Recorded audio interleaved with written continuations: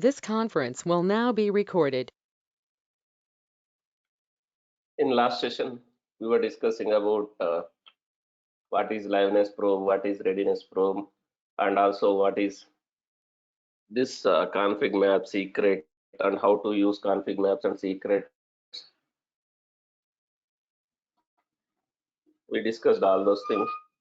Now I'll explain one more important concept, one more Kubernetes concept, stateful set. As we already discussed, we have pod, we have RC, RS, DS, deployment. We already know we should not directly create a pod for deploying applications in Kubernetes. If pods are ephemeral, if pods goes down, pods will not be recreated automatically. So that's why we used RC, RS, DS deployment and all these things. We already know what is the difference between daemon set, replica set, replication controller, and deployment. So which one is recommended to deploy the applications in Kubernetes? Deployment. Deployment is the recommended way to deploy the applications because of some features, whatever features we are getting with the deployment because of that. And again, deployments are recommended for what type of applications? There are two types of applications we already discussed, stateful and stateless. So this deployment is recommended for what type of applications? This deployment, stateless. But is it possible to make the deployment as a stateful using volumes concept? Yes, but still there are some differences. There are some differences we will discuss. In Kubernetes, if I want to deploy the stateful application, which one is recommended? Even though I can use volumes with the deployment, that is not fit, maybe that will not fit for most of the requirements. So in that case, what is the best way to deploy the stateful application in Kubernetes is stateful set. This is one more Kubernetes object. This is one more Kubernetes object. We have a stateful set. So stateful set is going to work in a different way. How different it is, we'll try to understand. So stateful set. In Kubernetes, there is one more Kubernetes concept called stateful set. As I already told, one second, this one.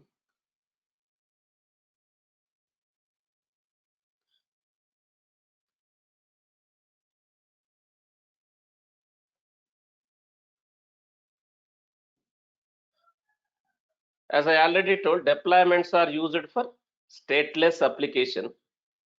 However, you can save the state of the deployment by attaching a value and you can make it stateful. But how it will work? What is the difference, right? Now let's consider I am creating one deployment with 3 replicas. I am creating, this is my Kubernetes cluster. This is my Kubernetes cluster. I have some nodes.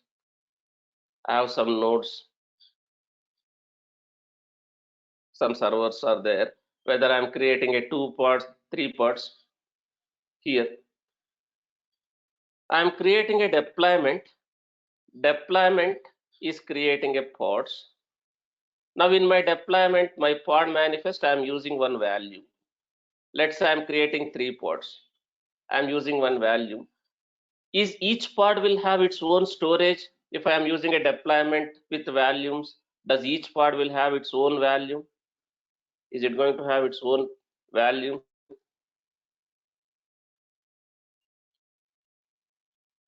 If it is a deployment, now am I going to get a value, separate values for each pod? I'm creating a deployment with the 2 replicas or 3 replicas. Am I going to get like this? No, we are not going to get like this. Basically, there is a PVC concept here. You are using PVC and that PVC will map with PV. Even though you are using directly values also same case. Even though you are directly using values also same case. You are not going to get a separate value. Is all the parts will share the same volume, same storage of the deployment? Is all the parts is going to use same volume, same storage for the deployment? Yes. So if I am using deployment, one second. If I am using deployment,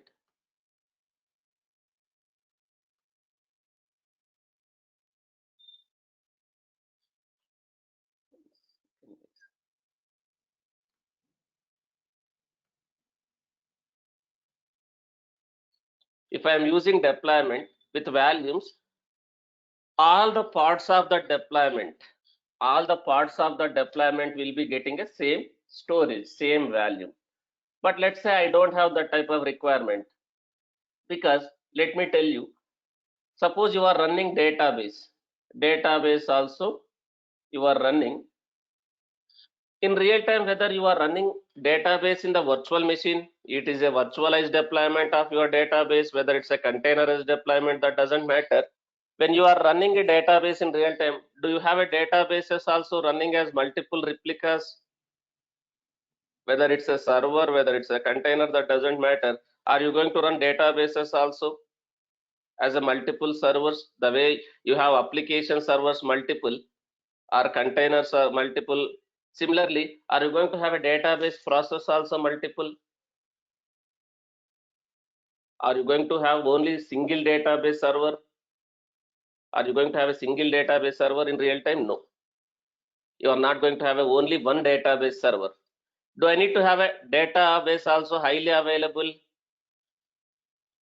If I have a single DB server, let's consider the database server is having some issues. Does your applications will be able to communicate with the database and connect and read and write the data? If you have a single database server, no.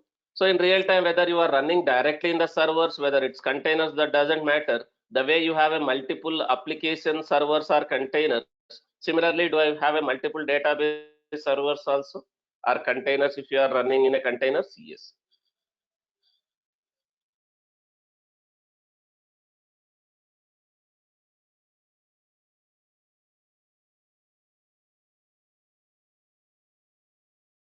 You will have a multiple servers or multiple if you are running as a containers. Now, for databases also, you need to have some kind of a cluster setup. You need to have some kind of a cluster setup, database cluster. So like a primary DB, primary database process, and your secondary databases. You will have a secondary databases like primary and secondary in the database also. You will going to have a database clusters. The way you have a this one database also will be have a kind of a clusters. So you are going to have a multiple database instances, but you need to have some kind of a cluster setup, secondary DB, primary DB. So you will have a multiple databases also like this. Whether it's a server, whether it's a container, that doesn't matter here. So what is the role of the primary DB? What is the role of the secondary DB? Anyone from DBA background here? Do we have anyone from database background here? Databases also will run in a cluster mode. Can have a primary database, secondary database.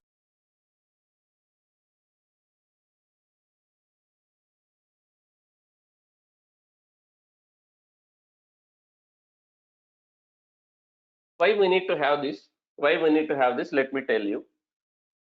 Suppose I have only one database. Let's consider I have only one database. That database might be using some storage. You have your applications. You have your application servers or containers. That doesn't matter here. Whether it's a server, whether it's a container, if it is a Kubernetes pod, that doesn't matter here. Let's say your application servers or application containers or pods, whatever it is trying to communicate with the database, and you have only one database. Let's consider you have only one database process. If something goes wrong with that process, If something goes wrong with this server or the storage, do you have a database available for your application to read and write the data? If something goes wrong with this one, something goes wrong with network, something goes wrong with server, something goes wrong with storage. So do we have any other database server available to read and write the data? No. So in real time, you will have a databases also running in multiple servers.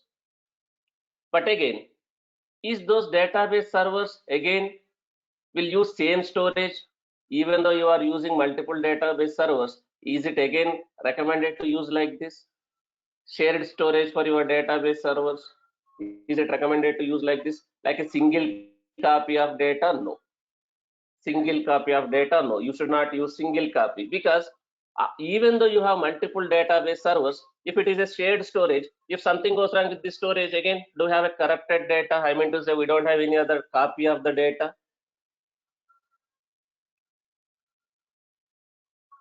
We will have some issues here.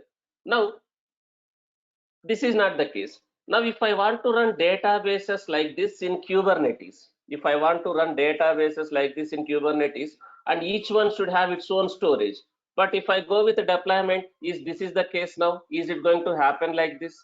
If I'm going to with deployment or replica set, replication controller, whatever it is, if I'm going like this, I'm creating even though I'm creating multiple database pods, will I end up this? Is the volume will be shared? Is the storage will be shared like this? It won't work also. Krishna Prasad is saying no. This is what I have explained, Krishna Prasad, just now. If I create a deployment with multiple replicas, is all the parts of the deployment is going to use same value? If that is yes, is this yes or no? Will I end up this in a this case?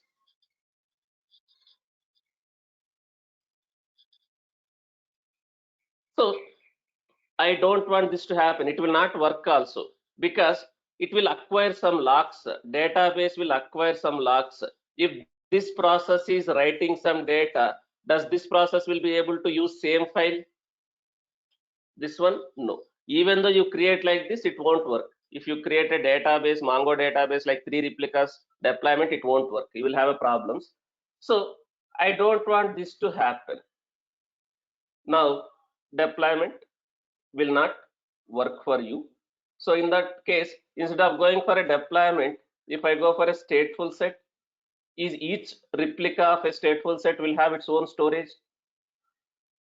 Does each replica of a stateful set get with its own storage, its own value? If I go for a stateful set, am I going to get like this? Each member, each replica of a stateful set, will it get its own storage, its own value? Yes. That is the first difference. That is the first difference. One difference here is, when I go for a deployment, all the replicas of the deployment will be using same value, same value. When I go for a stateful set, each replica of a stateful set will be using its own value. As I already told, if it is a deployment, all the parts of deployment will be sharing the same value, and data across all the parts will be also same. But this won't fit for my requirement. For most of the cases, like database also, I want to run as a cluster. Now, there is another Kubernetes object called stateful set. Stateful set is Kubernetes object used to manage what type of applications, as I already told.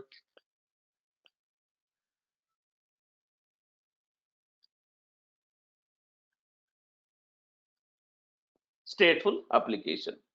So using stateful set also, the stateful set also will deploy and manage the pods. The stateful sets also will create and manage the pods, and will I able to scale the pods of stateful set? Will I able to scale the pods of stateful set? The stateful set will deploy and manage the pods? Yes. So stateful set will work in a different way. As I already told, does every replica, I mean to say every replica, every part of a stateful set will it have its own state, which means each of the pod will be creating its own PVC and PV. Let's consider I am creating a stateful set with the 3 replicas, which means 3 pods. Does each pod will have its own value? So total how many PVCs, how many PVs will be there? If I create a stateful set with the 3 replicas, how many PV persistent volume claims? How many PV persistent values? 3 PVC, and each PVC, 3 PVC, and each PVC will have its own value. So will I have a 3 PVC and 3 values if I create a stateful set with 3 replicas? Yes. But if I do the same thing with the deployment, if I do the same thing with the deployment, 3 replicas of deployment, then is it going to have a 3 values and 3 PVCs? No, only 1.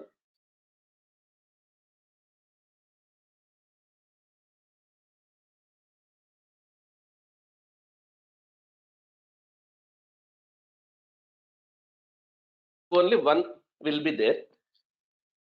But if I have this type of requirement, I want to run my database also in the Kubernetes. In the Kubernetes, I want to run this database process also in the Kubernetes. Let's say I will end up like this. If I'm using deployment replica set, if it is a servers, will it have its own storage servers, that block storages, that can be additional block storage which you can attach to that server? If it is a server, can I have database running in the server also if required? As I already told multiple times, yes. This database I can run in the servers. Now, primary DB and secondary DB. What is the role of the primary DB? All write operations will happen via which one? Primary DB. All write operations, your application will connect to all these databases. It is not going to use only one server details. In the connection string, in the application code, in the connection string, are we going to use all these 3 server details so that your application knows all the 3 database servers, but application knows which DB it has to connect when it is writing the data. All the write operations will happen via primary DB. What about secondary DB? Does all read operations will happen via secondary. What is the advantage? If I have this database also kind of a cluster, do we have a lot of load on single server? Do we have a lot of load on single server? Do we have a lot of load on single database server if I have like this? No. Will I get a better performance? One reason, will I get a better performance in the database also, DB calls also? If your database performance, your DB performance is not good, the database performance is very slow, will it impact your application performance also? Because application is connecting to the database is taking more time to respond. So if database is very slow, does application become slow? Yes. So you need a better performance. Now if I have something like this, all write operations will happen via primary, read operations will happen via secondary databases. So do I have a better performance? One thing. Yes. And one more thing, if something goes wrong with this primary DB, does out of these 2 secondary DBs, does one guy will become a primary? If something goes wrong with this primary DB, out of these 2 secondary databases, does anyone will become a primary? Yes. And if something goes wrong with this primary, out of these 2, one guy will become a primary. And do we have a high availability in the database and its data? Yes. But one more important point here, all the write operations will happen via primary. Does primary knows where secondary is working, secondary is running because it has to flush the data. Because it has to flush the data. Let's consider this application server or container, whatever it is. This application process, whether you are running this process as a container or server, that doesn't matter. Your application has connected to this primary DB and it has created some record. This application process is connecting to secondary DB. It is trying to fetch the data. So does that data, whatever has been written, does the data should be available in the secondary databases also? Otherwise, we will have issues with the data. Now, all the primary is taking write operations, but does the data has to be flushed or synced with your secondary databases? Will that happen automatically? If I just created 3 database servers, will it happen automatically? Suppose if I just create 3 database servers like this, if I install Mongo, do you think that will happen automatically? No. So you need to do some kind of a database configurations, database setup. Do I need to make this as a primary? Do I need to report these two as a secondary to this main database process? Do I need to give where is your secondary servers, on which IP, on which port that secondary servers are running? Do I need to give all those details to this primary while setting up this kind of a setup? So if this primary knows where secondaries are running, the moment it has written the data to the primary, will it going to flush or sync that data to the secondary databases, that secondary storages? Yes. So this is kind of one database setup. We call this as a database administration. The database administration, which means setting up the databases as a clusters and managing the database related operations is called as database administration. So now, same thing, I can do it in the Kubernetes also. But now, if I go with the deployment, it won't work like this. Now I have to go for a stateful set. If I go for a stateful set, if I create a Mongo database, MongoDB with the 3 replicas, am I going to get like this? This is one pod, this is another pod. In that I will have a database process. In this another pod will I have a database container like this. If I create a stateful set, each one will have its own storage. That is one thing. Next, each member of a stateful set, each replica or each member or each pod in a stateful set will have a unique network identifier also. Unique network identifier. What do you mean by unique network identifier or stable network identifier? Stable network identifier, stable host names. Stable host names. That is very, very important, because if this pod goes down, the pod is recreated, because these details are already used in the primary. So if this pod goes down, if the pod has recreated, do I need to have a stable network identifier so that again this can identify where it is running? Because these details are already used here while configuring the database repel set. Database also we have a concept of repel set. I need to have a stable network identifier, stable host names. Guys, when I'm using for deployments, replica sets, am I getting a stable host names? That is your pod names. Am I getting a stable host names, stable pod names? No. Kind of some kind of a random. But when it is a stateful set, when I create a stateful set with the name Mongo, let's say I'm giving stateful set name as Mongo or Mongo D, how the names will be? The names will be something like this.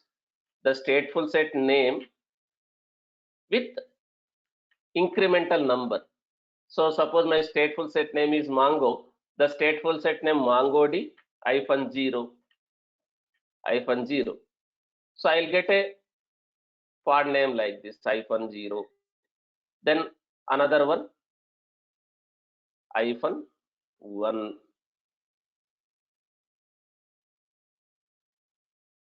-2 like this, -2 like an incremental number.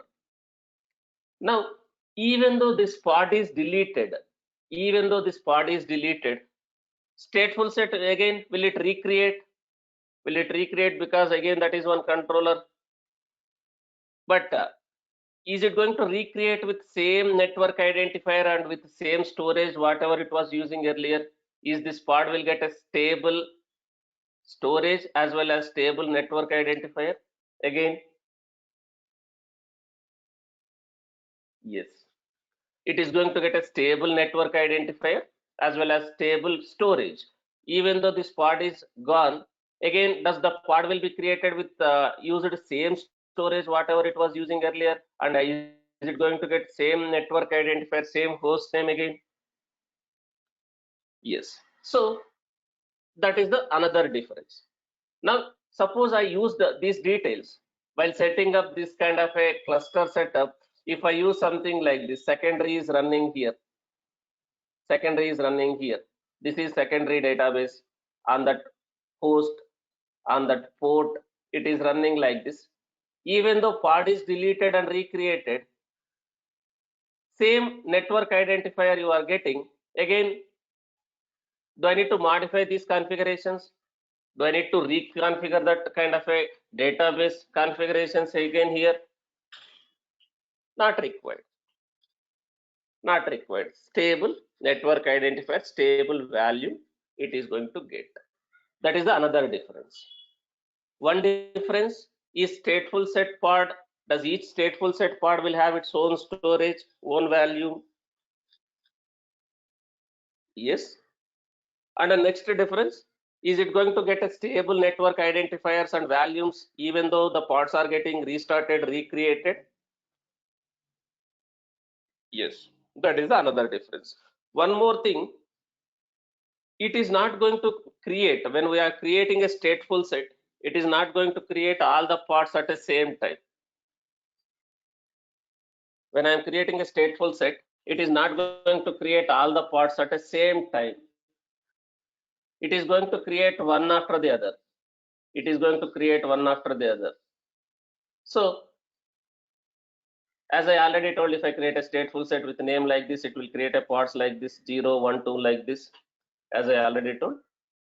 Now, one more important, when I am creating a stateful set with the 3 parts, is all the 3 parts will be created in the same time? No. It is going to create one after the other. First, this one will be created. Once this is completely ready, is it going to create another replica? When we are creating or updating also same. But if you observe, when I'm creating a deployment, does all the replicas of the deployment will be created at the same time? Yes. That is another difference. Not only deployment, like replica set, replication control also same behavior. And when I'm terminating, when I'm deleting the stateful set, in which order these parts gets terminated? In the reverse order. When I'm deleting the stateful set permanently, in which order it will get deleted or updated? Basically in the reverse order, which means when I'm deleting or updating the stateful set, the reverse order, which means suppose I have 3 replicas, does this one will be updated first, then it will update this one, then it will update this one. When I terminate also, this one terminates first, later this, when I am updating and terminating. But creating, is it in this order? Is it going to create in this order? Yes. So this is the another difference. Stateful set. Now, as I already told, stateful sets will provide stable, unique network identifier. Each part in a stateful set is given a host name that is based on your stateful set name and incremental number. Suppose if I create a stateful set with Mongo with the 3 replicas, it is going to start from 0, not from 1. It is not going to start from 0, like 0, 1, and 2, like this. stable network identifiers. And also, am I going to get a stable persistent storage? Each and every pod in a state, each and every pod in that Kubernetes cluster stateful set will have its own value. Even though parts are getting deleted, recreated, it is going to get a same value. And again, if you delete stateful set, is it going to delete the values? No. Even though you are deleting a stateful set, values will not get deleted.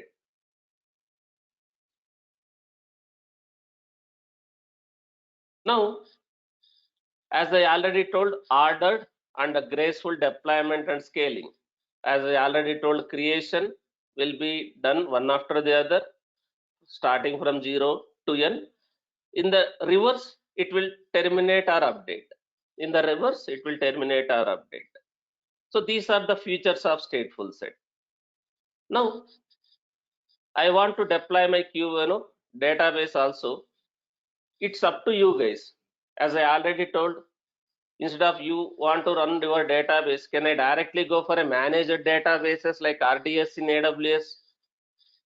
You may run your applications. You can run your applications. You can run your applications as a pods. Does that applications can communicate with the databases? The database can be running as a RDS instances in AWS. In that case, who will create this database kind of a ripple set? Database also, there is a concept of ripple set or cluster. Database cluster or database ripple sets, we call it. So who will create this ripple set or cluster? If I go for a RDS managed databases, who will do this for us? AWS. AWS will create this kind of a ripple set. Then it is going to give one endpoint. It is going to give one kind of a URL. Now, can I use that URL as part of my application code to connect to the database, that RDS database, to read and write the data? Yes. But do I need to make sure there is a network between the Kubernetes nodes, the servers in which my pods are running? Does that server should have a network connectivity with RDS? If they are in a same VPC, I use same VPC while creating RDS. Also, I have used same VPC. My Kubernetes servers also in same VPC. It can communicate. But if they are in a two different VPCs, you need to know that VPC networking concept, VPC pairing, all those things. Now, instead of that way, is it possible for me to just create some servers, and is it possible to directly run my database in the servers virtualized deployment on my own? In that case, do you need to create and set up that kind of a cluster, and do you need to manage that availability of that database servers? You has to take care. Now my application, my architect is saying, I don't want to run database in a RDS. I don't want to run this MySQL or Mongo in RDS or in the servers. I want to run this database kind of a clusters also, database clusters also in the Kubernetes. Then which one will work for that requirement? If we want to run that any kind of a stateful application in the cluster mode, like a database cluster, Mongo cluster, MySQL cluster, Kafka cluster, RabbitMQ cluster, MQ cluster. There is a cluster in that one also, clustering in that one also. Then which one will work for these type of requirements for any stateful applications? Is a stateful set. Now, I want to run database, Mongo database. In Mongo database also, your application is using Mongo database. This is the official website of MongoDB. This is the official website of MongoDB. In the Mongo database also, there is a concept called ripple set. Kubernetes replicas is different. MongoDB ripple set is different. Don't get confused. Kubernetes replica set is different. MongoDB ripple set is different. MongoDB ripple set in the sense, will I have a multiple Mongo database replicas, multiple Mongo database process running kind of a primary and secondary? Yes. So in Mongo database, there is a concept called ripple set cluster. For high availability in Mongo database, Do I need to set up Mongo database repel set? Don't get confused with Kubernetes replica set. This repel set is basically Mongo database repel set. I need to run multiple members like this. I need to have multiple database members like this. I need to set up some kind of a repel set. Like this is my prime, this is one database process running in this IP on this port. This is another database process running in this IP and this port. I need to set up like this. That primary, secondary. This is database concept. This can be done in the servers. This can be done in the Kubernetes. If it is a Kubernetes, I'll take stateful set. So repel set in the sense multiple Mongo database processes are running and they know with each other. They know each other. Now let me deploy stateful set to deploy that Mongo database repel set. Before I go for a replica that stateful set, let me explain one more concept, service concept. Let me explain one more concept, service concept. As of now, what type of services we discussed?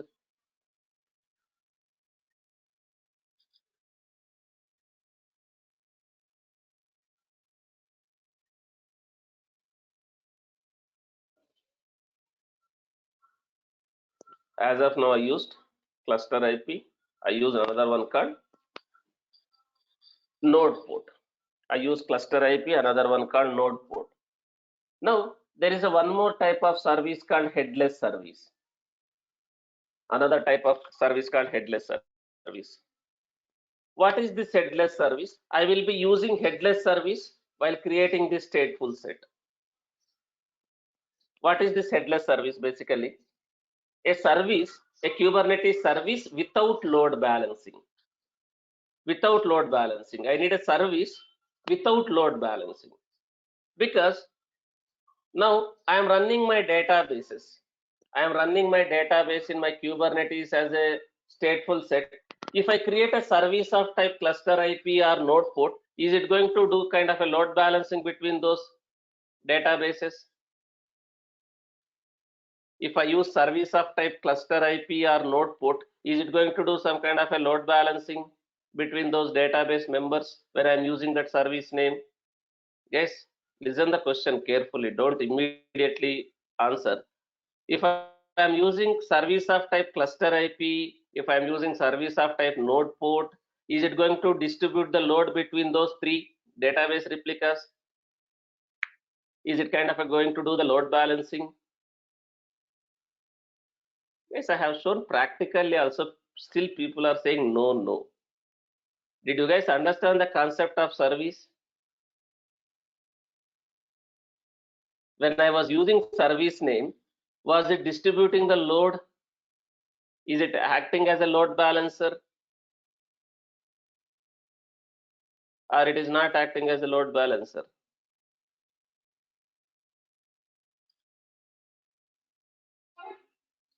We already done lot of times. Did I shown that practically also? That's why I have customized my code also. I have customized my code where it was showing IP address of that pod. Now when I am using that service name, when I have a two pods, was it distributing the traffic like one time it is going to one pod, another time it is going to another pod? When I use service of type node port or cluster IP,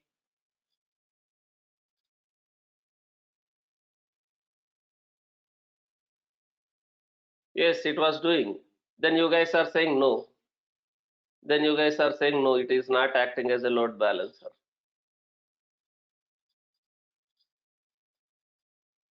So that was happening when I am using cluster IP and node port.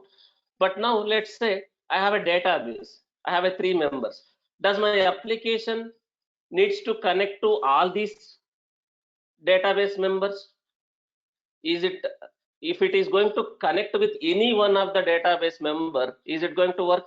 Because there is a primary and secondary concept here. Your application has to connect all these members.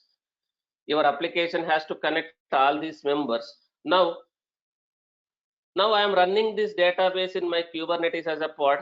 If I create a service of type cluster IP, service of type cluster IP, is it going to distribute the traffic? If it is service of type cluster IP or node put, it is going to distribute the traffic. That won't work here. Does my application has to contact all the members? Because if it is a write operation, it will happen via primary. If it is a read operation, it will happen via secondary. So does it has to connect all the members of this application, this database process? Yes. Now, if I create a service of type cluster IP or node put, is it going to work like that? No. That is where another service is there. That is where another service is there. Service, we call it as a headless service. There is a concept called headless service. Again, it's a service. It's a Kubernetes service only. Service without load balancing. Service without load balancing. When I am using that service name, is it going to provide all the member details? Suppose I am using headless service name in my application pods. If I am using my headless service name, this headless service name in my application pods, is that headless service will return all the members, whatever members of that headless service, is it going to return the details of all those members? I mean to say, this I know this host name or IP address, all these members to your application is. So in Kubernetes, there is one service called headless service. In the interview also they are asking this question, what is headless service? Headless service. So there are different types of services we already discussed. One is cluster IP, another one is node port. Whether it's a node port or cluster IP, there is a load balancing within Kubernetes. Now there is a one more service called headless service. Sometimes you don't need a load balancing and you need just service, single service. In this case, you can create a term called headless service. You can create a headless service.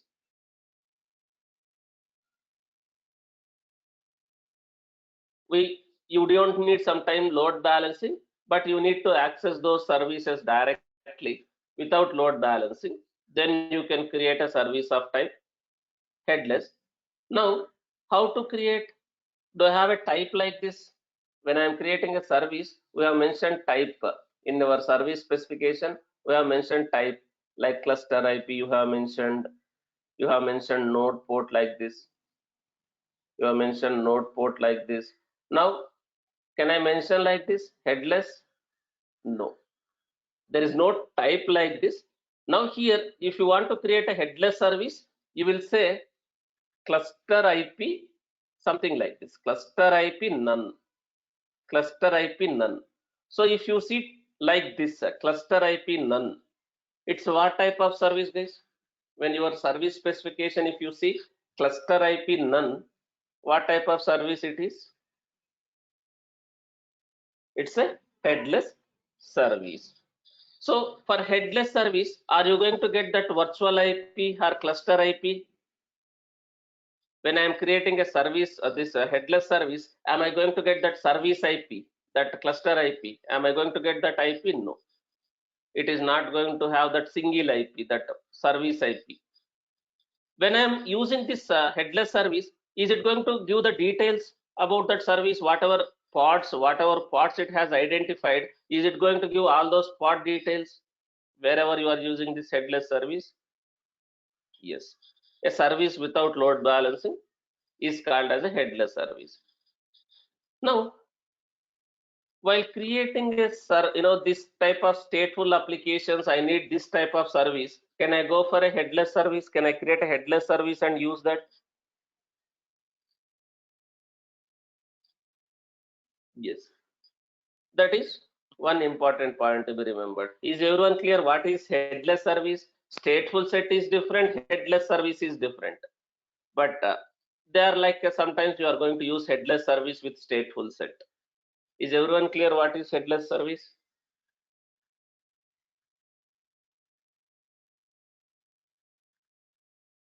Now, let me create a stateful set. Let me create a stateful set. Now I am creating a stateful set like this.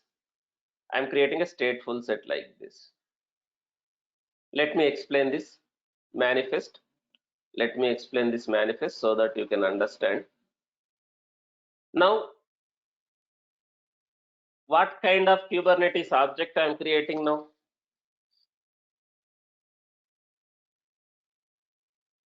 Stateful set.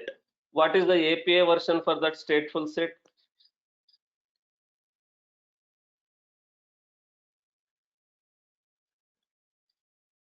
app/v1. So this name is for what? I'm giving like mongo d, mongo d process, mongo database process. This name is for what? Is it a name of that stateful set? Here, can I give ABC, XYZ also if required? Yes, but it's a meaningful name. I am giving mongo d. Mongo d in the sense mongo database process, mongo d process. So namespace I have given like this. So in which namespace this mongo database stateful set will be created and its parts will be created? Because I have given like this in the test. But as of now, I don't have a namespace with the name test. I don't have a namespace with the name test. I think my namespace name is test hyphen. My namespace name is test hyphen ns. If required, can I create a namespace like persistence namespace? Persistence in the sense like database. Can I create a namespace like Mongo ns or persistent ns like that if required? That up to you. Like in whatever namespace, in which namespace you want to create, that you can create. So let me connect to my Kubernetes, that machine. As of now, I don't have any namespace called test. If required, I can create in this namespace. Again, if I don't mention this at all, in which namespace? Default. Now, what is this termination grace period? This spec is basically which specification? That is stateful set specification. So in this stateful set specification, there is an option called termination grace period. But this is at not this location. That's why I have commented. Here. The location is there. Termination grace period. What do you mean by this termination grace period? I'll tell you. When you are deleting your stateful set, how much seconds it will wait while it is deleting in the reverse order? Once it will delete the last one, then it is going to wait 10 seconds. Again, it will delete the other one. So kind of a graceful termination you are terminating. It is up to you how many seconds you want to give. But here is it same? Whatever I have given like selectors, the way I have given in the deployment replica set, is it same here also? Like selectors in my stateful set specification selectors. Now here, is it same like replicas? Like how many replicas you want to create for this stateful set? Now, if you see, there is one additional field here. What is that additional field here in the stateful set which is not there in the replica set deployment? What is that? Service name. So while creating a stateful set itself, do I need to mention the service name? What is the name of the service which you are creating for that? While creating a stateful set itself, you are giving that name, service name. So do I need to create a service with this name? If I'm using this as a service name, do I need to create a service with this name? So here I'm going to create a service with that name. But it is no need to be a headless service. But most of the cases we are going to use headless service only. If it is a headless service, how different it is? If it is a headless service, everything remains same. API version, service, metadata, this is my service name. If I give ABC here, I will use that here in the stateful set, ABC like that. Namespace, same namespace. Now if you see here, you see something different. What do you mean by cluster IP none? This is what type of service?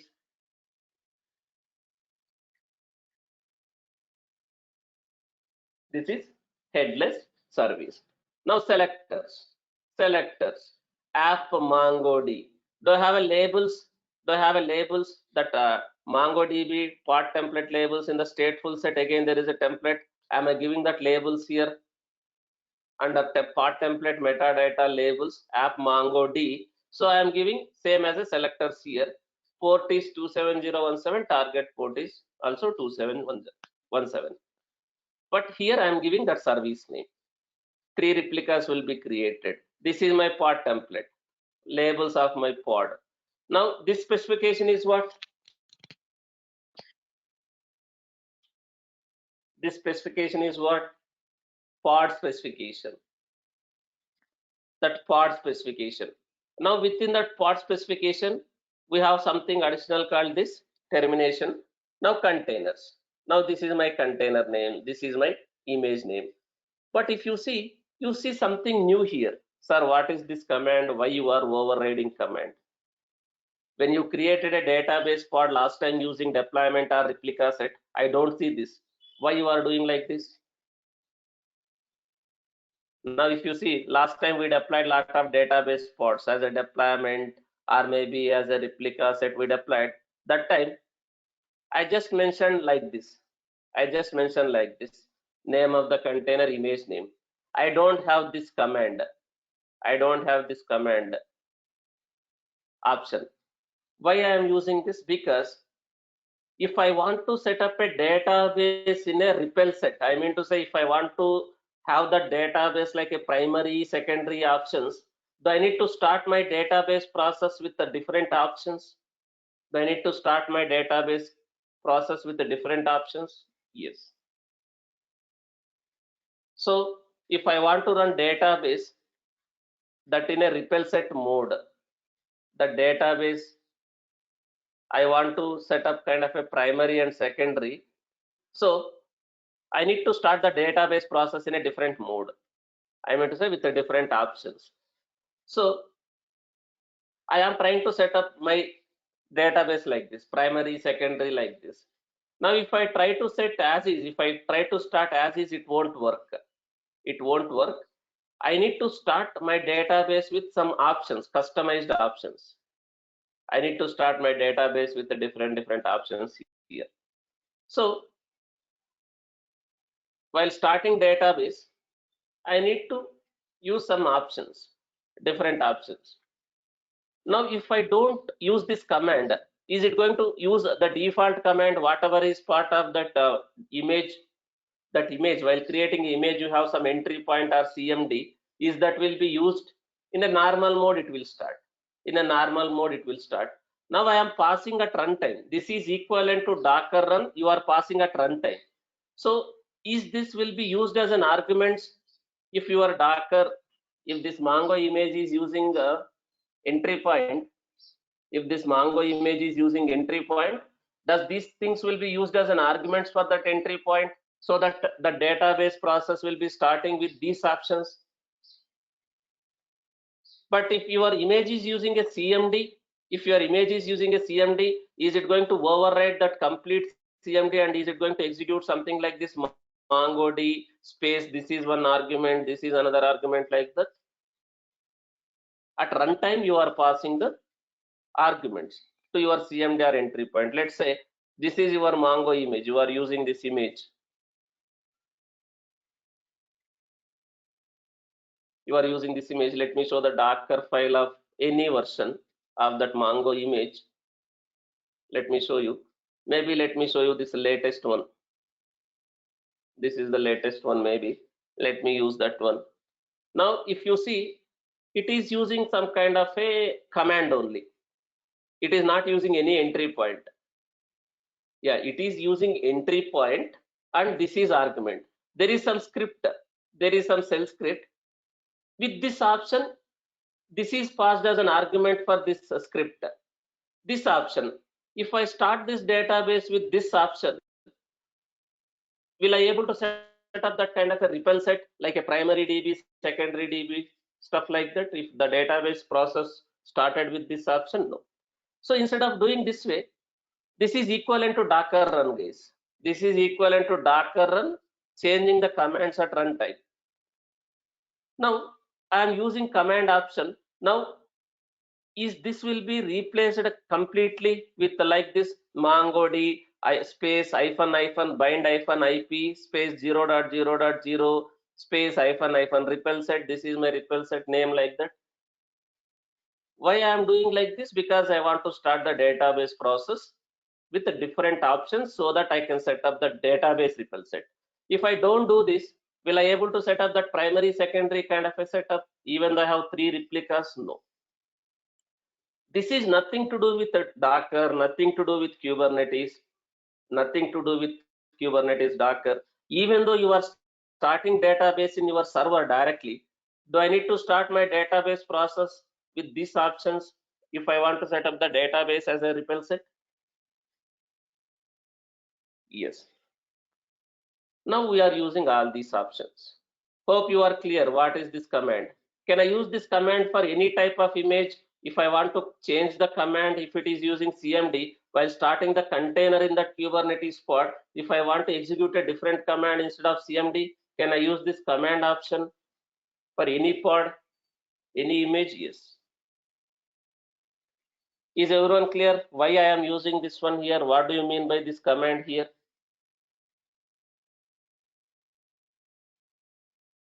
Now this one you already know. What is this resources, guys? What do you mean by this resource request and limits? What do you mean by this resource request and limits?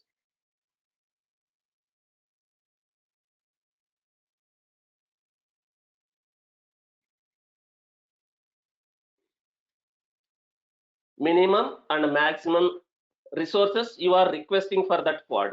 So if none of the nodes has this much CPU, this much memory, does this Mongo database pods get scheduled? If none of the server has this much CPU, this much memory, guys, but this is very less. This is very less. I am taking very less.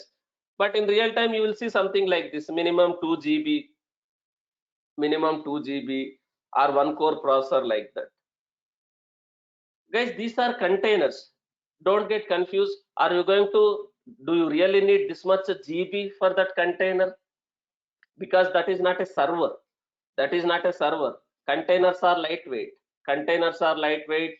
Does containers takes very less CPU and memory? Because containers will not have a complete operating system. Containers will not have a full-blown operating system. So very less, but not this much less. But not this much less. Don't think always it is like 120 MI like this. It will be like 1 GB, 2 GB, maximum 4 GB. Or even though it is very high, like you need lot of CPU, maximum it will be like 8 GB or 4 GB. Will never go beyond 8 GB maximum for containers, because you don't need too much memory, because this container will have only one process running. That can be your database process, your application process, single process without operating system. Do you really need more CPU, more memory to run your container? No. So for now, I am requesting only this much. You already know this one. Now what is this? You already know port. Now you already know this value mounts. You already know this value mounts, because I need to mount this database directory with some value so that I will have a data across pod restarts and pod is crashed and all those things. Yes. But when it comes to stateful set, here you see little different. You see here little different. Till value mounts it is same. But here, when I am creating a directly normal pod, when I am creating a replica set deployment, what was the option we have here? What was the options we have here? We have an option called volumes. We have an option called volumes. In that volumes, what we are doing? In that volumes, I'm referring some kind of a value. I was having a values. I'm referring some kind of a value. That can be host path like this, or that can be persistent values. That can be persistent value like PVC. We are referring PVC and we are creating a PVC. But when it is stateful set, is it a values? Do I have an option called values here like this? Do I have an option called values here like this? No. So it is what option we have? If it is a stateful set, value claim templates. Because when I was using deployment, I am creating a PVC, I am creating a persistent value claim like this, then I am referring that PVC. But as I already told, if it is 3 replicas, 4 replicas, is the same PVC will be used by all those replicas of that replica set or deployment. Is it a same value? If I am using replica set and deployment, it is the same value for all the members. But here in the stateful set, is it same behavior? No. So that's why instead of we are creating like this, instead of we are creating a separate persistent value claim object, and instead of we are using that PVC like this, does that stateful set itself has one option called value claim templates? Using this value claim template information, is it going to create a PVC? You are not directly creating a PVC. Is stateful set is going to create a PVC using this information? You are not creating a persistent value claim directly. Is your stateful set is going to create a PVC using this information? Is your stateful set is going to create a PVC using this information? Yes. But how many PVCs will be created using this information? How many persistent value claims will be created using this information? That is based on number of replicas. That is based on number of replicas. Now here, using this value claim template information, I am creating total 3 replicas, which means 3 pods. So how many PVCs will be created using this value claim template? 3 PVC. Does each PVC will get its own value? Yes. So I am not directly creating PVC. Is stateful set is going to create a PVC based on this value claim templates information, whatever I am giving in my stateful set specification? Yes. Now PVC will be created by that stateful set. But again, who will create a values for that PVCs? This PVCs will be created by stateful set. But who will create a values for that PVCs? Whatever is created by this one. Do I need to have a storage class? Dynamic. If I don't have a values available, in my Kubernetes cluster, again, does this PVC will be waiting or pending for values? If I don't have a storage class, whatever PVCs is getting created using this information will be pending for values if I don't have a storage class or values available. Now, do I already have a storage class configured in my cluster? Does that storage class will create a persistent values for these claims, whatever is getting created by stateful set?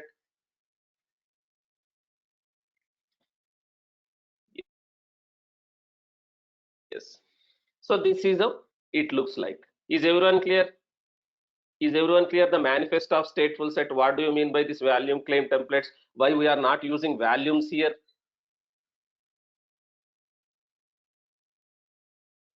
Why we are not using values here? Is everyone clear? Okay. Now let me create a stateful set like this. Let me create a stateful set like this. Now let me delete whatever I have in that application kubectl get all. In the current namespace, I have some applications. In the default namespace, I have some application. I'll delete all these things. I'll delete all these things.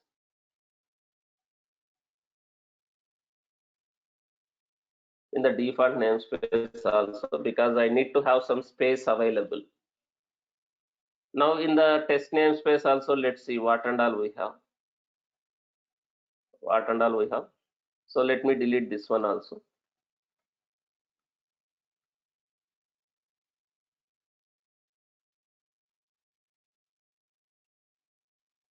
In this namespace also I'll delete. Now let me create a stateful set for my MongoDB. Now this is my manifest. This is my manifest. Guys, if you observe that indentation, you need to check. If you see, is this volume claim template is sibling of your containers? The way we have a sibling of values, it is little different. It is not a sibling of here. Let me see. Let me do the dry run. kubectl apply -f MongoDB stateful set -dry run equals to client or server. Now it is perfect. There is no issues. The sibling, it is volume claim template is not a sibling of your container. Is it a sibling of your here? Is it a sibling of your pod template itself? If you see that volume claim templates, is it a sibling of your pod template? If you see, it is not sibling of your volumes. It is not sibling of your containers. Here, if required, can I use config maps as a volumes? Let's consider I want to mount some configuration file to this one. Can I still use volumes here? Can I still use volumes here and use any config map as a volume if required? If I want to mount any configuration file as a volume to this container, can I use that config map as a volume like this here? That is also you can do. That is also you can do if you have that type of requirement. Now, this is my YML. Before I deploy, do I have any stateful sets in any namespace? Stateful set in any namespace. This -a stands for all the namespaces, or you can give -all namespaces. There are no stateful set in any namespace. Now let me apply. Before applying, let me show you PVCs. kubectl get PVC in that namespace. This one I used for a different one. This PVC I used when I created a Mongo database in a normal mode. As a replica set or as a deployment we created that time, we use this PVC. Now this PVC was associated with this PV. This PVC is associated with this PV. This is different way when we deployed in a normal deployment. Now when I apply this, is it going to create lot of PVCs now? When I'm creating a stateful set, is it going to create a lot of PVCs also using this volume claim templates? Using this volume claim templates, is it going to create lot of PVCs? Does each PVC is going to used by one member of that one member of this stateful set? Yes. Now let me show you. If you see, and also when I created, is all the databases are created at the same time, all the members? If you see, is it creating one after the other? First it is creating this one, then it is creating this one. Once that is ready, then it is created this one. Do you see? Is it created one after the other like that? The stateful set members. Now if you see the naming conventions also, my stateful set name is this. My stateful set name is this Mongo. There is some typo here. There is some typo here. That is fine. There is some typo here. That is fine. Not an issue. Otherwise, okay, let it be. Otherwise, I'll delete and recreate. Otherwise, I'll delete and recreate.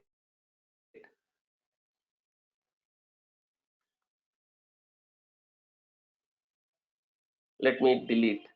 I'll delete and recreate. That naming conventions, fine. There is no issue, but concept is important. Now let me, I'll delete. I deleted everything. Now here, let me give the correct name. Something like this. Mongo D. Here also there are a lot of typos. That is fine. MongoD. This is correct only. MongoD. Like that is up to you. Now let me create. Let me apply again. kubectl apply. Now if you see, if we applied as name will change. No, it is going to create another stateful set. When I apply, already stateful set is created with some name. You modified YML and apply. Is it going to consider that as a new stateful set? Because you are changing the name of that controller itself. You are changing the name of that controller itself. So it is going to consider it as a new stateful set. So that's why I have deleted. Guys, these are just basics. You can think and understand. Now I have something like this. All are running. kubectl get pv. Now if you see, since I have changed the name itself, is it created a, you can consider what is this, sir, why I have these many PVCs, because I changed the controller name itself. This was created when I was using wrong name? Is this PVCs got created when I was using that wrong name? Yes. Now this one whatever is there here, this recently, it is used by that correct controller now. To make it a thing simple, I'll delete all these things. I'll delete everything. I'll apply again, because I don't want you to get confused. If you are clear about the concept, you can understand all these things. To make things simple, I'll clean up everything and I'll demonstrate from scratch. I'll delete PVCs also. Now I'm going to delete kubectl delete PVC hyphen all PVCs in this test namespace.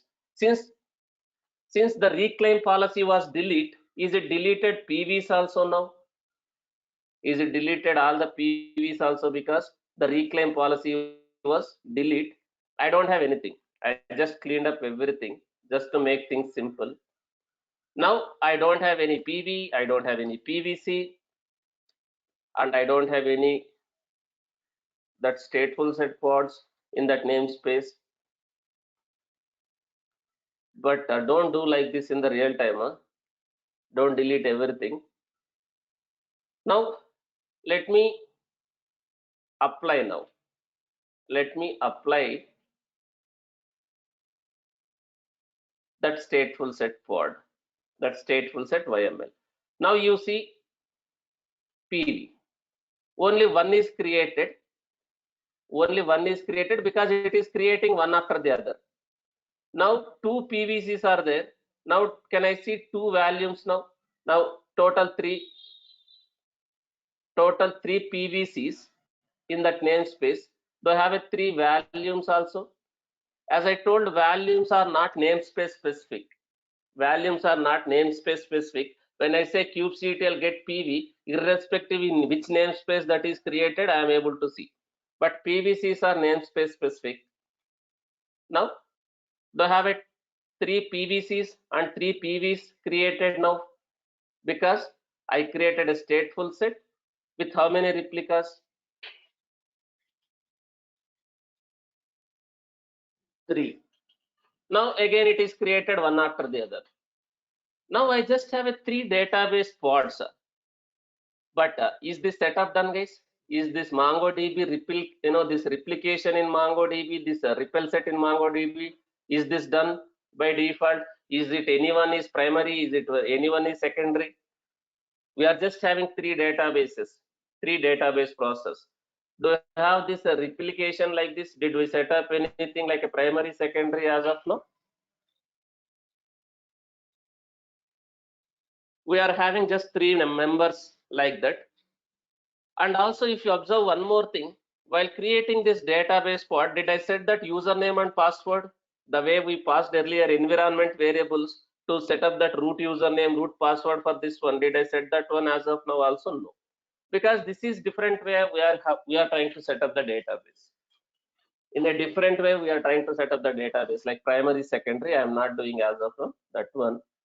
Now I cannot use as is. Do I need to set up this one? Kind of a replication in MongoDB, kind of a replication, or we call it as a repel set. MongoDB repel set.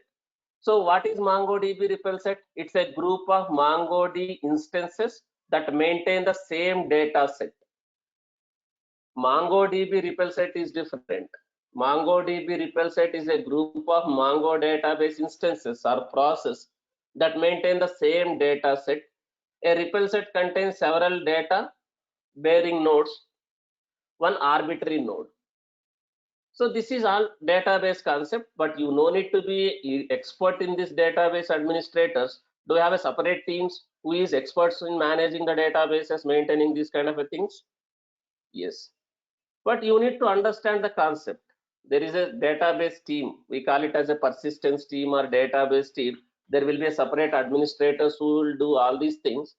But you need to be familiar with all these things as an operations guy. Now, I need to set up like this. Whether it's a server, whether it's a container, whether it's a pod, I need to set up like this by executing some commands.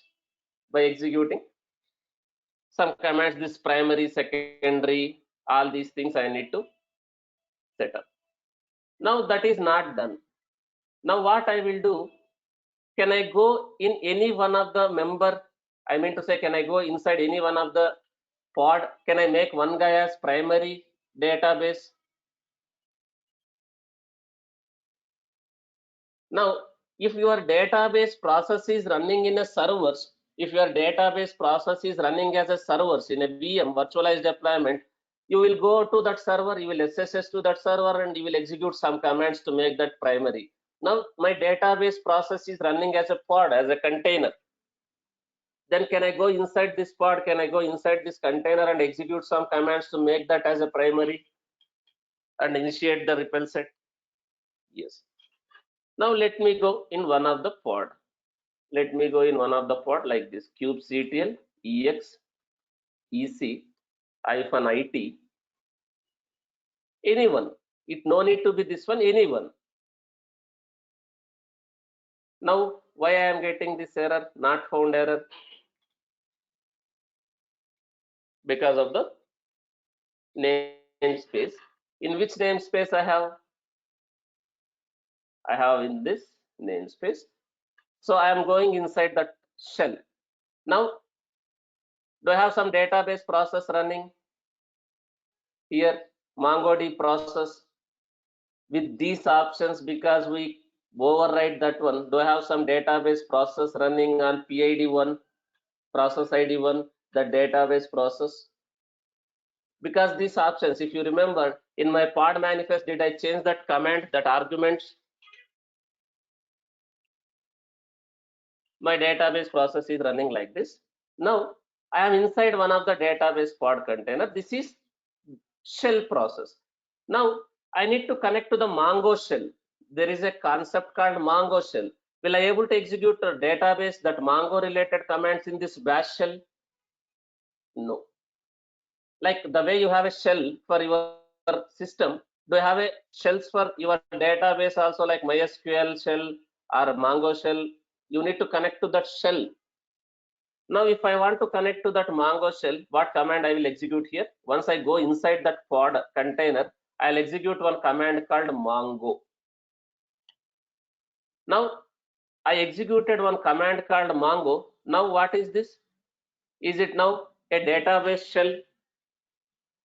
That Mongo shell here, can I execute some Mongo database related commands? Now, if you see rs, this is database command, guys, nothing to do with anything. Rs, repel set, that MongoDB repel set. I am executing some command like this: rs.status. Now, as of now, am I having any repel set configurations? Do I have the database repel set configured as of now? No. Now, here I can execute some commands. I need to execute some commands. But before executing that command, let me come out of this Mongo shell. I'll get the host name and show you. If I want to come out of this Mongo shell, can I again type exit here? Now again, am I back to that this Linux shell? The moment I type exit and enter, I came to this Linux shell. Now if you see host name, how this host name, what is the host name of this database, this member, this, if you see the host name, this is host name is one Linux command. I executed this host name. If you see how the name is formed, how the name is formed, this is in the form of FQDN only. If you see what is this Mongo D, first Mongo D hyphen 0, is it like a that pod name or consider as a host name? If I just execute host name, if I just execute host name, it is giving only that host name. It is giving only that host name. If you see that host name is nothing but, is it taking your pod name? Is it taking that as a pod name? Now what is this hyphen F option when I am using host name hyphen F? It is differing, showing something like this. What is that kind of hyphen F? Like a fully qualified. Now, is that host name is something like that? Pod name dot, what is this? Service name dot, what is this? Namespace name dot svc dot thruster dot local. Like this it is there. Like this it is there. This is fully qualified host name. This is normal host name. Now, using these host names, can I set up the triple set? Can I set up the triple set? I have multiple members. Now let me clear the screen. Let me again go to that Mongo shell. I'm again going to that Mongo shell. Now, as of now, this repel set has not been initialized as of now. There is no repel set. Now, by executing some database commands like rs.initiate, there is a command rs.initiate. To set up the repel set, there is a command called rs.initiate. So you have to execute some commands. This is database related. Now I'll execute some commands like this. I'm going to execute some commands like this. I'm going to execute some commands like this. I went inside one of my database pod. Now I connected to Mongo shell. If your database is running in different namespace, you use like this. That namespace name, bash or sh, whatever is available, you execute. Inside that, again connect to the Mongo shell like this. As of now, I don't have any repel sets initialized. Now can I execute this database command after connecting to Mongo shell? Here I am initiating that repel set. Here am I adding the members to that repel set? This is one member, this is another member, this is another member. Like you are joining the database members. You are joining the database members. This is one member, this is another member, this is another member. If all are in the same namespace, can I directly give like this? Host name also fine. No need to be FQDN. But if you are using FQDN, make sure you are using correct FQDN. If I execute like this, do you think it will work? Do you think it will work if I am copy pasting in that Mongo shell? Now I am getting some error. I am getting some error. No host described. Why I am getting this error? Why it is not initialized? Is this correct? Is this correct? My database is not initialized. The triple set is not initialized because now to make things simple, if I have a curl is not there in this Mongo shell. Curl is not there in this Mongo shell. Again, I'll come back to that normal shell. Now, if I do curl -v telnet, if I have a curl -v telnet, am I able to reach this one? Curl not found. If it is apt, okay, it is apt only. Let me install curl. Inside the container, I am directly installing curl software. Apt install curl -y, apt get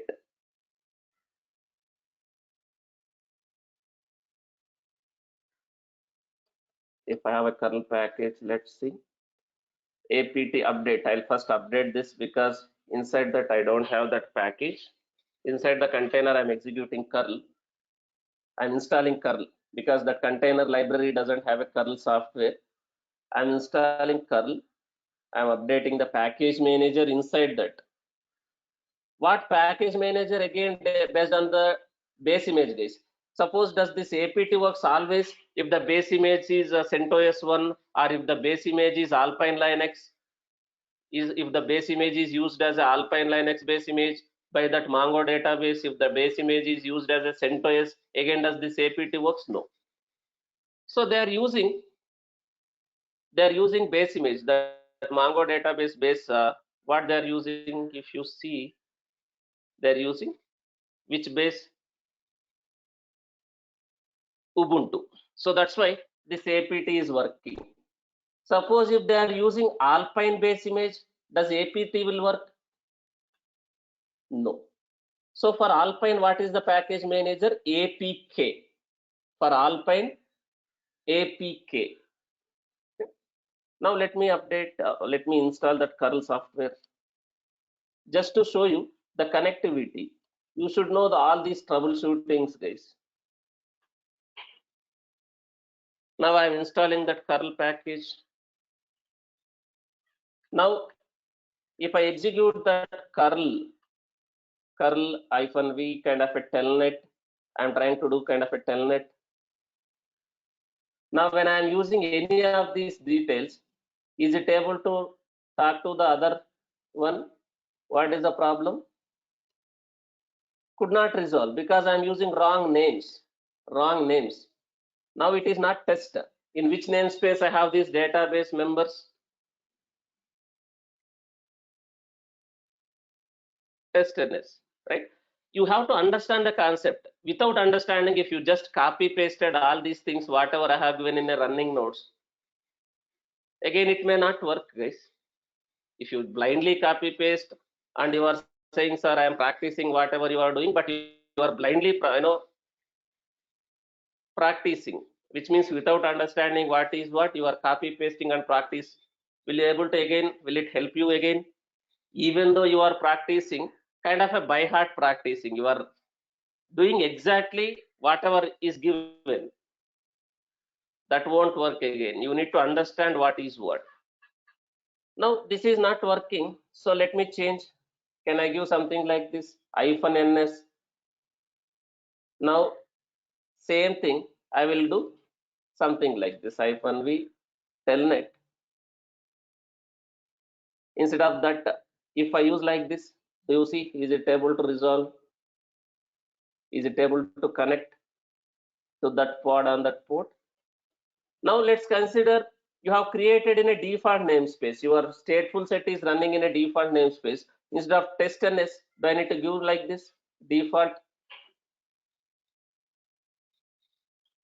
Yes. So don't copy paste as is. Understand what is what. Now I am giving like this. I am giving like this. Let me execute this one. Now there is some thing. Okay, this command will not work. This command will not work in shell, this normal Linux shell. This has to be executed where? In the Mongo shell. So I am connecting to Mongo shell. I am connecting to Mongo shell. As of now, if you see, there is no state that the MongoDB REPL set is running. Now let me copy paste. Let me copy paste this one, all the members. Now if you see, some command got executed. It is saying some kind of a success message. Now if I see rs.status, REPL set status in the database. Now can I see some details like this? The REPL set has been initialized. Now do have members in this database REPL set? Now if you see, this is one member. Now if you see, is it elected as a primary itself? Out of those three, does one guy become primary? I just added 3 members. Out of that guy, does one guy become primary? Which one is primary now? Is this primary? Is this one is a primary? Is this is primary? Yes. And other two, is it showing as a secondary? Now, is my database ripple set has been initialized? Is this initialized now? This ripple set, like this primary, secondary, is this done now? Yes. Now, I have to protect my database. I have to protect my database with the username and password. Then can I execute some command like this? I am creating a user database user with this name devdb, password is this devdb123, like this. Now I am creating a user, the admin user, root user for my database. In this command I am executing. Now user also created. Now let me come out of this, exit. Now do I have kind of a database ripple set now come between these members? Now this is a headless service. If I see cluster IP is coming as none, we don't have any IP address here, because what type of service is this? Type is showing cluster IP, but cluster IP none. Headless service. Now let me get EP endpoints. Is it having all those member details here? Same way as a cluster IP, but when I'm using this service name, is it going to do kind of a load balancing between these endpoints? If I use this service name, is it going to do some kind of a load balancing between these endpoints if it is a headless service? No. Now this is my database. I have done my database. Now can I deploy my application? That application can connect to this database and insert and read and write the data, your applications.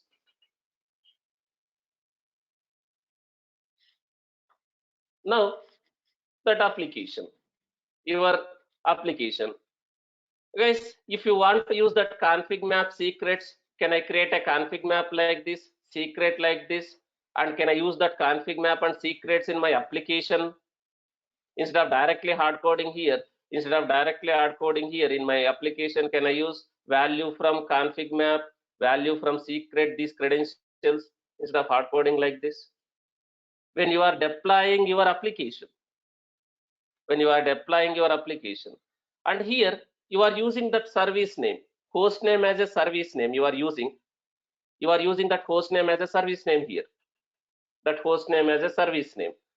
This is headless service. Guys, it's up to you. Now this is like a enhancements and best practices, which I already explained. Instead of hard coding like this, can I create a config map like this? That MongoDB username, devdb, whatever username I configured for my database, and my password is like this devdb123. I created a secret. Now here I have hard coded. Like this. Instead of like this, can I use value from that config map, key reference, config map name, key name, like that also? Yes, it's up to you.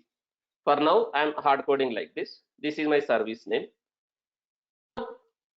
If my application pod is in different namespace, database is running in a different namespace, if I use like this, will it work again?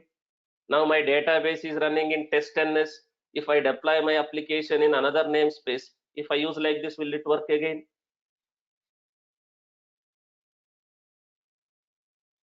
If my database is running in that namespace, my application, if I am going to deploy in a different namespace, will it work like this? No. In that case, do I need to use FQDN, fully qualified domain name, this service name dot namespace name dot svc dot cluster dot local, like this? But if I deploy in the same namespace like test-ns, then I no need to give like this. Just service name also works. Now let me deploy this one using that service name. Guys, enhancements to this application. Now one more enhancement. I am already using that resources concept here. one enhancement you can do is, instead of directly hard coding here, you can refer to my config maps and secrets. One more thing, if I want to perform health check on this application, what needs to be defined for this application container? What needs to be defined for this application container if I want to perform the health on the application? Probes, liveness probe, readiness probe.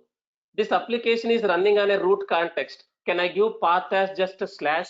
Can I give that path, that HTTP get call, that path, can I give just a slash, because this is running on the root context itself? If you want to test health on any path also, you can test.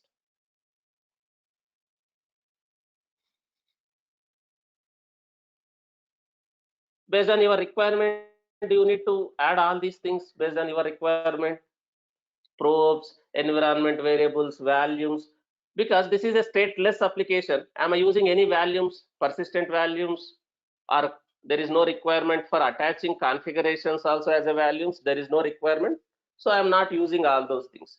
Based on your requirement, you need to use all those things. If there is a requirement, you want to mount some files as a configurations, you can use config map as a volumes here, liveness probes, readiness probes, all these things based on your requirement. Now let me deploy. As per my requirement, there is nothing here.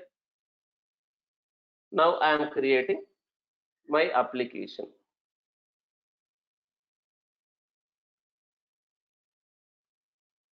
Maybe in same YML, different YML, it doesn't matter. Now I am deploying like this. Now if my application has to be scaled based on the load, what another object I need to create here along with the deployment? If I want to scale my application pods based on the load, what is the other object which I need to create, which we already discussed? HPA. If HPA needs to be created if you want to scale. And suppose I don't want to use like this, along with the deployment, can I create a required config maps and secrets? Along with the deployment, required config maps and secrets, and refer that based on your requirement? Yes.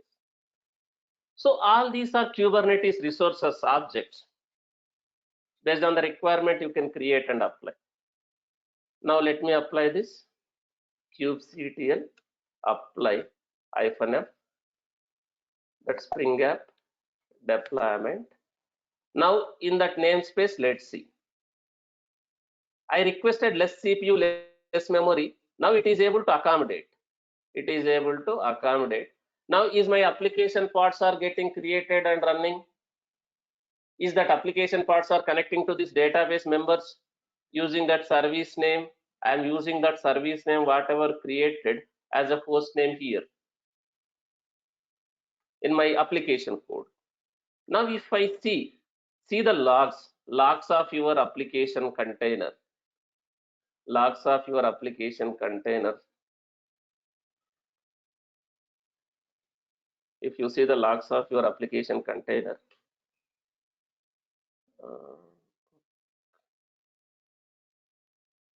what is saying namespace? There is a typo. Now if you see, I am using just that one service name.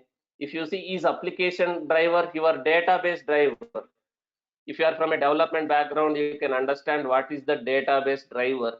Is your application, whatever database driver, your client, your database client driver, is it able to resolve all the members? Do you see, is it able to resolve to this one, this one, this one? Guys, this is something to do with the development. You no need to worry about all these things. In the development, there is a concept called database drivers, DB drivers. Your application will use these database drivers. Your application will use these database drivers to connect to the database. That is part of your application code itself. That is part of your application code itself. So the developers will use all those drivers. Let's say this is my code. This is my code.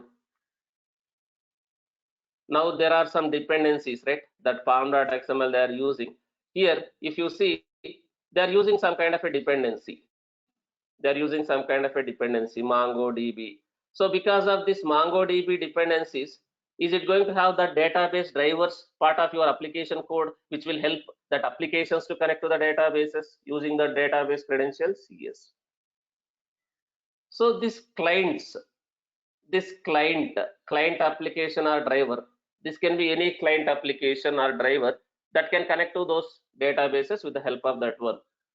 Now it is able to identify all the members and communicate. Now let me access this application, that UI application, on which port that application is created, that service port is created. 32 some port is used. Because I deleted completely, I recreated a service. That's why ports are getting changed. If I don't delete the service and recreate, whatever port it is assigned, is it going to be changed? Is it going to be changed or no? I am deleting that and again I am deploying the services. That's why ports are getting changed. 32456. Let me use that 32456. 32456. Let me use this IP address. Now I am able to access that front-end application, which is running as a 2 replicas. This is a stateless application. Now whatever data I am using here, is it connecting to one stateful application, that Mongo database? And is it writing the data? As of now, is Mongo database is running in a normal mode, or it is kind of a database cluster I have in the Kubernetes? Within Kubernetes, I am running my database as a cluster. Within Kubernetes cluster. Within my Kubernetes cluster, is my database is running as a cluster, my DB is running as a cluster, kind of a primary, secondary. But instead of VMs, is it running as a container process? The database is running as a container process in the pods. Yes. Now there is a primary, there is a secondary, all these things. Now I'm intentionally deleting one of the database. This is a primary database. I'm intentionally deleting kubectl delete pod. Since I have a multiple members, I have a database also highly available. And again, this is in Kubernetes. If that pod is gone, am I going to get another pod? Now I'm intentionally deleting. Let me show you. I have multiple members as a databases. Now, even though I am intentionally deleting, let me reduce this zoom size. Yeah. Now I'm intentionally deleting, but still is my database, if you see, is still I can see the data, which means is my application process is connecting to another member and fetching the data. Is my database is also highly available now? Was this the case? Was this the case when I am running as a single member, single process as a database? No. That time there was a downtime.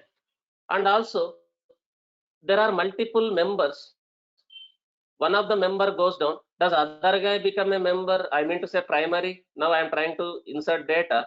Does other guy might have become primary out of those two? Yes. Now, since it is running in Kubernetes, is that pod got recreated again? Is that pod got recreated again? Because there is a controller, that stateful set recreated. When it is recreated again, is it getting same network identifier, which means same host name and whatever volume it was using? Whatever volume it was using, you see get PVC. You see get PVC. Like if you see, is this PVC is attached with this pod? You can see the naming conventions also, kind of a PVC name with this one. Even though it is getting restarted, is it attached with same storage? Do you have a stable storage and stable network identifier when I go for a stateful set? Now, if I go inside one of the pod, when I go inside one of the pod now, let me go inside this pod. If you have a bash, you can try with bash. Now I am inside this pod. Now let me connect to Mongo shell. Now, if you see here, is this become a secondary now? Because this went down, out of those secondary, does one guy become a primary? When I execute rs.status, now I can see this is not a primary. This is not a primary now. Is this become a secondary? Because it went down and again it is joined the cluster. It went down and it joined the cluster, the database cluster.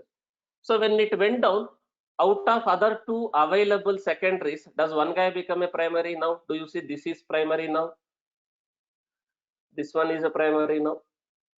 So this way, can I run my stateful applications in my Kubernetes cluster? That stateful applications like a database clusters, Kafka clusters, RabbitMQ clusters, Memcache clusters, kind of a stateful applications as a group of process here. Yes. So this is very, very important if you want to run your applications, stateful applications. Any stateful application like Jenkins, databases, in-memory cache. Can I use this stateful set to run in the Kubernetes? Yes. Is everyone clear, guys? What is stateful set? At the same time, today you got one more concept like databases also as a cluster. Why we need to run databases also multiple members, and if it is Mongo database, how to run database also in a cluster mode. If it is a MySQL also, can I run MySQL also as a cluster in Kubernetes by creating a MongoDB, the way we created stateful set? Yes. But does the commands will same, guys? Whatever commands I have executed to set up that MongoDB cluster, does the same commands will work for MySQL? No. The commands will be different, but the concept is important.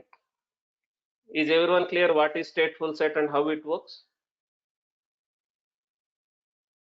Now, before I wrap up the session for today, now I am always working in this namespace. Let's say I am always working in this namespace. I don't want always every time I need to use this -n option. Is it possible for me to change the context, my Kubernetes context? As I already told when I was explaining that kubeconfig file, as I already told while I am explaining that kubeconfig file has three sections. Kubeconfig file has three sections. That kubeconfig file has three sections. What are those sections? One is clusters. One is clusters. Is it possible to have multiple clusters in a single kubeconfig file? Let's say I have a dev Kubernetes cluster, production Kubernetes cluster, stage Kubernetes cluster. Is it possible to have all those clusters details in a same kubeconfig file? Yes. Now, this clusters is an array. As of now, how many cluster informations are there in this kubeconfig file? I have highlighted how many clusters informations are there. Only one cluster section. What is the another section? Another section which I have in a kubeconfig file? Context. Current Kubernetes context. This kubectl, this kubeconfig file is pointing to which cluster? As of now, is it pointing to this cluster? This is the name of the cluster. This is the name of the cluster. The API server is running here. The certificate is this one. So currently, is it pointing to this cluster? This is my cluster name here. Is it pointing to this cluster currently, the context? Yes. And what is the another section which I have here? What is the another section which I have here? Users. Now it is pointing to this cluster as a this user, as a this user. As of now, it is using certificate-based authentication. It is using certificate-based authentication. So when I'm executing kubectl commands, is it connecting to this cluster using this details? When I'm executing kubectl commands, is it connecting to this Kubernetes cluster? I mean to say the name of the cluster is this, which means is it connecting to this cluster using these details? These details? Yes. But which namespace? Which namespace? Which namespace by default? Default namespace. Now, is it possible to change the context context to the different clusters. If I have a multiple clusters like this, if I have a multiple clusters like a dev cluster, QA cluster, prod cluster, is it possible to change the complete context of the cluster itself? Instead of dev cluster, is it possible for me to point to the production cluster, QA cluster, complete cluster itself? I can change the context. Otherwise, within the same cluster also, is it possible to change the namespace? I mean to say namespace. Instead of default namespace, I want to talk to the different namespace. Yes. So you can change the context. You can change the context. For that, you have some commands. You have some commands. kubectl context. kubectl context. So you follow this official website only. Now I can add multiple clusters. I can change the clusters like this. You have a cluster section, you have a user section, you have a context section. Now, if you want to set the details, suppose you have another cluster, you want to add the context, you can execute this command. This is your cluster name, this is your API server, this is your certificate. You can add the users also, like that credentials also, like this, if you want to set the context. Now I want to just change the context. I have only one cluster. I want to change the context. Now I can use some commands like this. I can use some commands like this.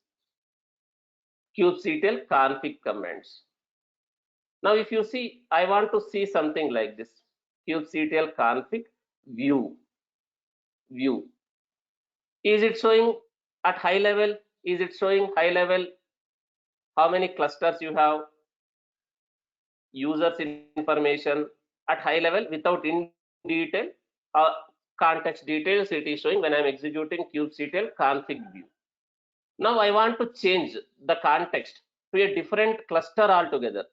If I want to change the context to the different cluster altogether, there is a command kubectl config. You execute this help command, kubectl config -help command. Now I want to change the context. Can I use this command? Changing the context. Changing the context.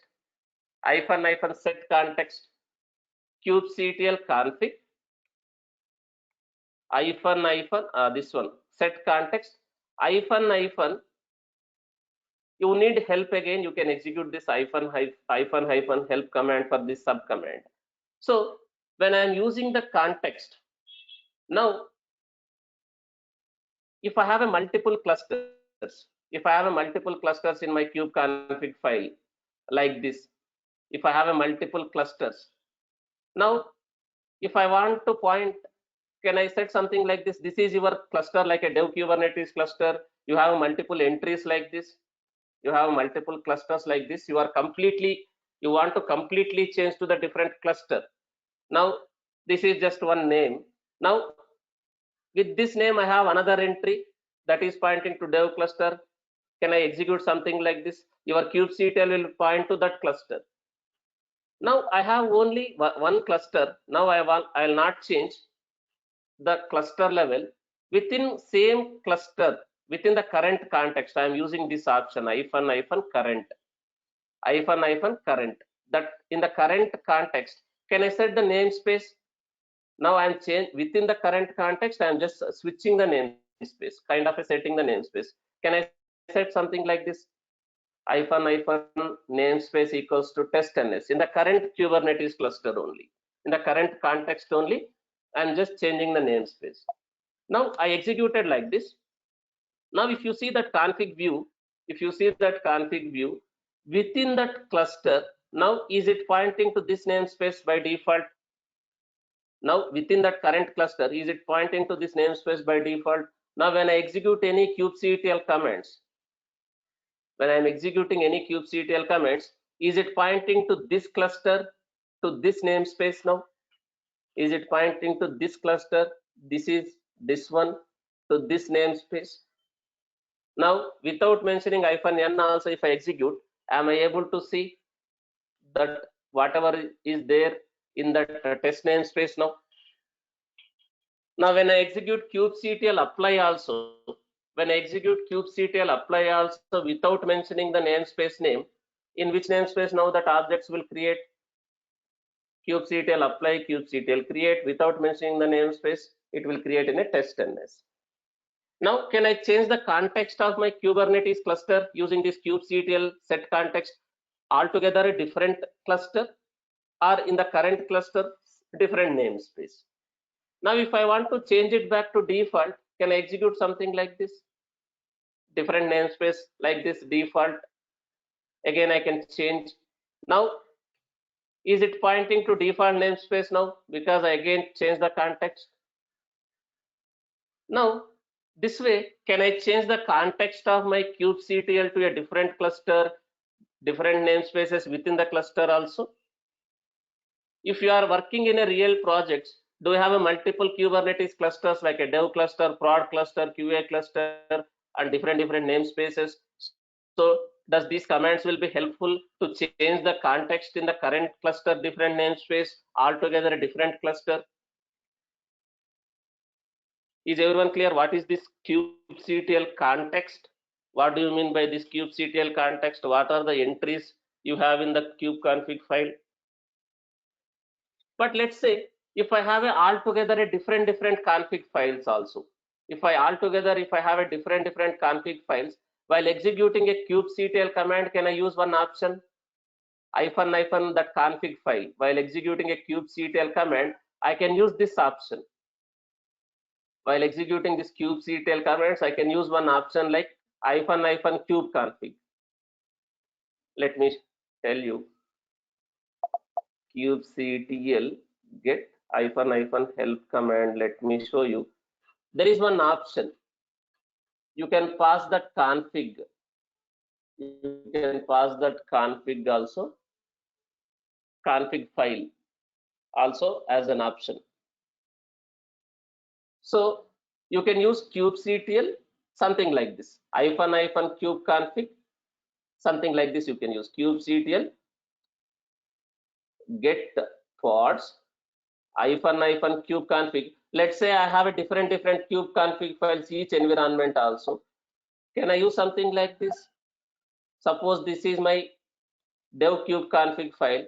Can I use something like this? In the current user home directory, kubeconfig .cube.config. I'll not use equals to. Something like this. Now, if I have a multiple files also, let's say I have a separate kubeconfig file prod, separate kubeconfig file for QA, separate kubeconfig file for production.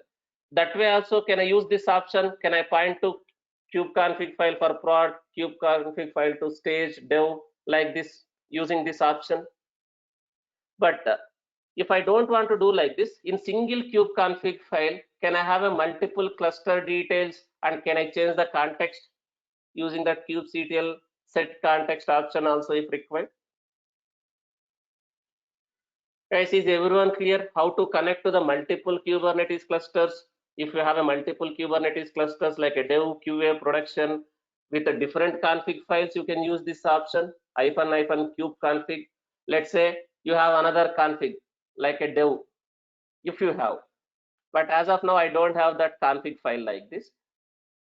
Like this you can use, but if it is a same config file, then I need to change the context.